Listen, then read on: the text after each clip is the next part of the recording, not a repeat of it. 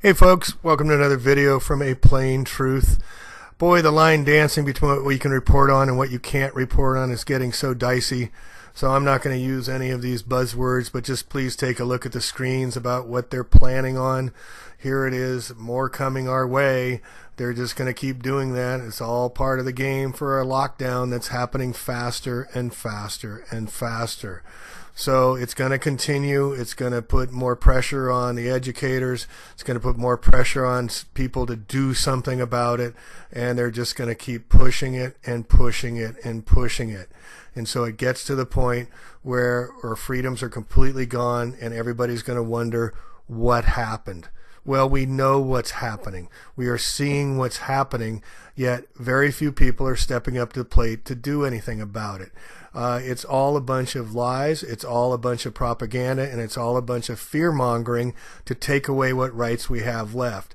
9/11 began it with the anthrax scares right after that was made in Fort Dugaway in Salt Lake City, and then from Fort Detrick, and that was supposedly blamed on the Islamics, but it's found out that it was by the U.S. government that released the anthrax to get the Patriot Act reported, because Tom Daschle and Leahy, the senior Democrats at the time, would not agree with Cheney's 3,000 pages of the Patriot Act. And just read this, folks. I can't say anything about it because it may hit an algorithm or something, but read what that says. See how the game works? It's all a lie. Everything is a lie that they're being foisted on, but the public does have little critical dissemination. So we will, and we can.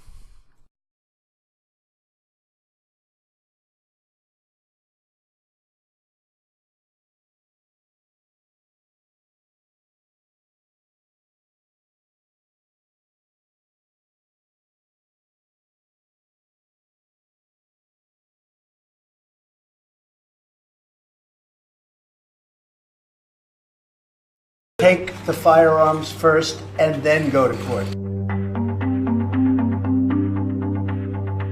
We have to do something very decisive. Number one, you can take the guns away immediately from people that you can judge easily are mentally ill, like this guy. You know, the police saw that he was the problem. They didn't take any guns away. Now, that could have been policing. I think they should have taken them away anyway, whether they had the right or not. A lot of times, by the time you go to court, it takes so long to go to court to get the due process procedures. I like taking the guns early, like in this crazy man's case that just took place in Florida.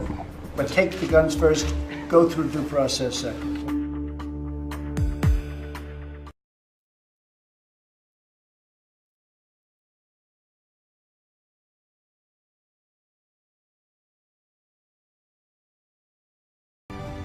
Hi, I'm Dr. Duke, and this is Right Makes Might. Well, from the file of I Told You So, and man, is that getting to be a long and depressing I Told You So. We have news out of California that the California legislature is now considering a piece of law that will assume, basically, that homeschool parents are child abusers. This law, if it passes, is going to force moms and dads who homeschool their kids a right, a legal right, a God-given right, a common sense right to choose school choice to educate your own kids. That will be treated as if it was a kind of child abuse, in the sense that the state will compel state agents into the home to meet with families, including child service welfare experts will come to the home because the premise is going to be that there is something fishy or abusive or coercive about homeschool education.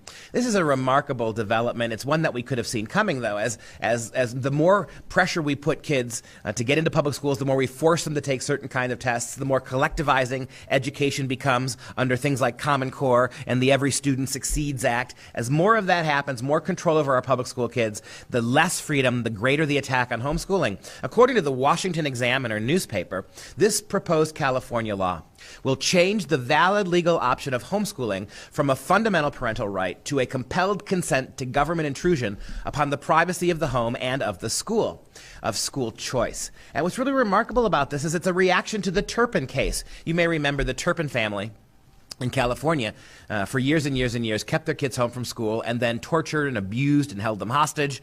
And so, of course, as is typically the California way, we're going to react very violently against that. But here's the thing. The Washington Examiner also did a serious investigation, and I've looked into this too. All the major psychological websites, all the major psychiatric statements about education and dangers to children, not one of them, not one mentions homeschool as a potentially abusive circumstance, and we have no evidence, no statistical evidence whatsoever that homeschool families are more likely to abuse their kids than traditional families who keep their kids in public schools. There's not a shred of evidence for that. And so what do we get? Such knee-jerk and irrational solutions to a statistically unfounded problem allows unprecedented levels of government intervention into family privacy and choice, all under, again, the demonstrably false pretext that homeschool choice infers that parents are more likely to be child abusers. Well, here's the thing. You're going to pass a law like that. We have all sorts of examples beyond the Turpins of California school teachers sleeping with their children, adult men having affairs with their young female students, and an alarming number of adult female teachers who are messing around with their male students. We have all sorts of examples, documentable, of bullying, of abuse in the classroom that leads directly to suicide in a number of these public school kids. If we're going to play this game, let's play it. For every one Turpin, there are thousands of cases of abuse, of neglect, of bullying, of censoring, of driving kids to distraction in public schools. Let's have the same law. Let's let parent groups, let's let parents' rights groups, let's let the HSLDA, the Homeschool Legal Defense Association, into the house once a year of every public school mom and dad to make sure they are not abusing their kids in the ways that are utterly contrary to American education, freedom, and liberty. I'll bet you this. If we allow concerned and responsible parents groups to interview public school moms and dads, you're going to end up finding a lot more genuine abuse than you're going to get by coming after homeschool kids. If you enjoyed that. So to continue to give you an eye on our continuing enslavement in the boiling frog scenario that we're seeing now being rapidly ramped up, I've been following the national ID. They're already in at least 5 states. And they have biometrics attached to them, and it won't be long before you'll be having to use these to access your bank accounts. You'll have to show that you've been vaccinated, and they can control you through these biometric IDs, which very soon will be installed inside your arm or in some other fashion where you will not even need to carry anything. We'll get into wetware, what wetware is all about later. But this whole bill was just rammed through in this 400-page behemoth DACA document. You know it's all for show. When they start talking about immigration, they're doing something else.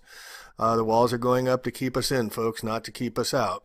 H.R. 4760 establishes a mandatory national identification system. Mandatory. You do not have a choice, folks. You must get biometric IDs.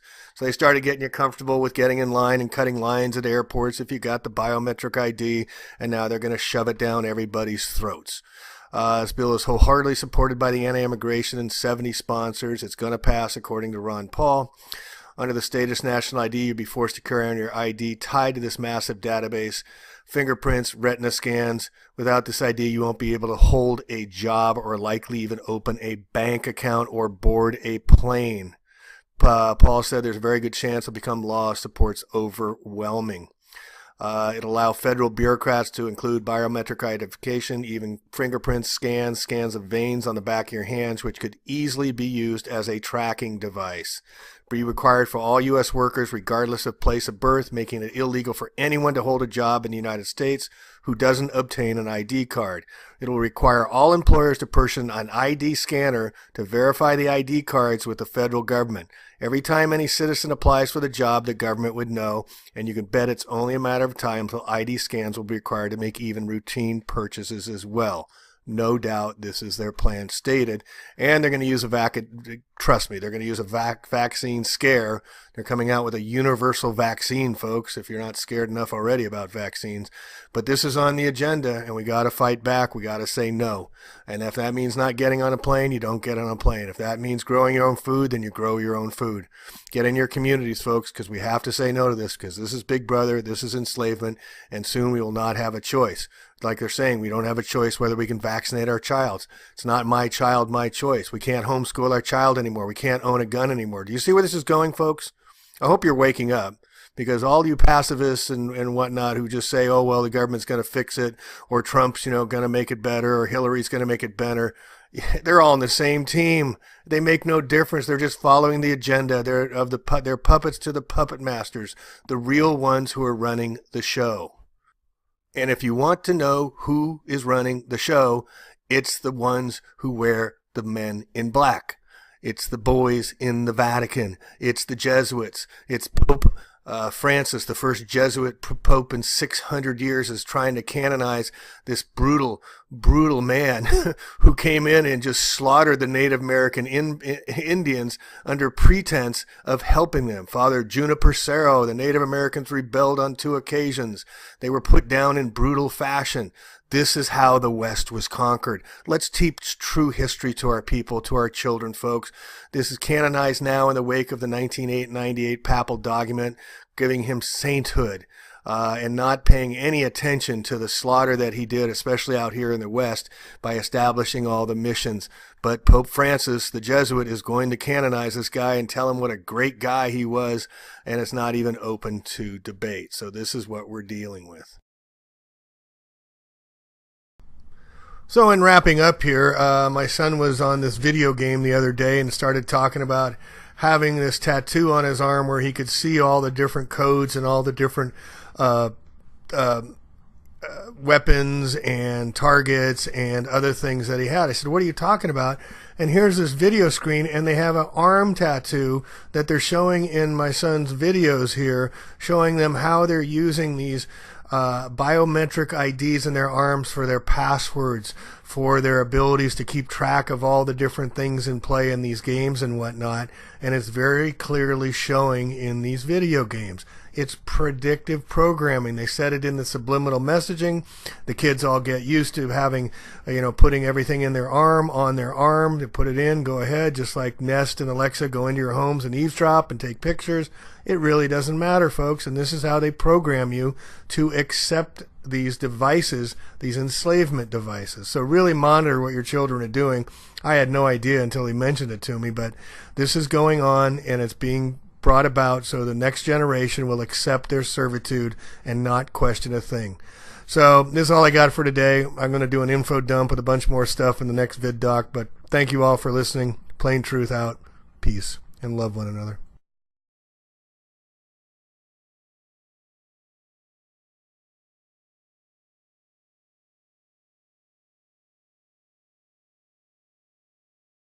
The anthrax scares right after that was made in Fort Dugaway in Salt Lake City, and then from Fort Detrick, and that was supposedly blamed on the Islamics, but it's found out that it was by the U.S. government that released the anthrax to get the Patriot Act reported, because Tom Daschle and Leahy, the senior Democrats at the time, would not agree with Cheney's 3,000 pages of the Patriot Act. And just read this, folks. I can't say anything about it because it may hit an logarithm or something, but read what that says. See how the game works? It's all a lie. Everything is a lie that they're being foisted on, but the public does have little critical dissemination. For a lockdown that's happening faster and faster and faster. So it's going to continue. It's going to put more pressure on the educators. It's going to put more pressure on people to do something about it. And they're just going to keep pushing it and pushing it and pushing it. And so it gets to the point where our freedoms are completely gone. Hey folks, welcome to another video from A Plain Truth. Boy, the line dancing between what you can report on and what you can't report on is getting so dicey. So I'm not going to use any of these buzzwords, but just please take a look at the screens about what they're planning on. Here it is, more coming our way. They're just going to keep doing that. It's all part of the game, and everybody's going to wonder what happened. Well, we know what's happening. We are seeing what's happening, yet very few people are stepping up to the plate to do anything about it. It's all a bunch of lies, it's all a bunch of propaganda, and it's all a bunch of fear-mongering to take away what rights we have left.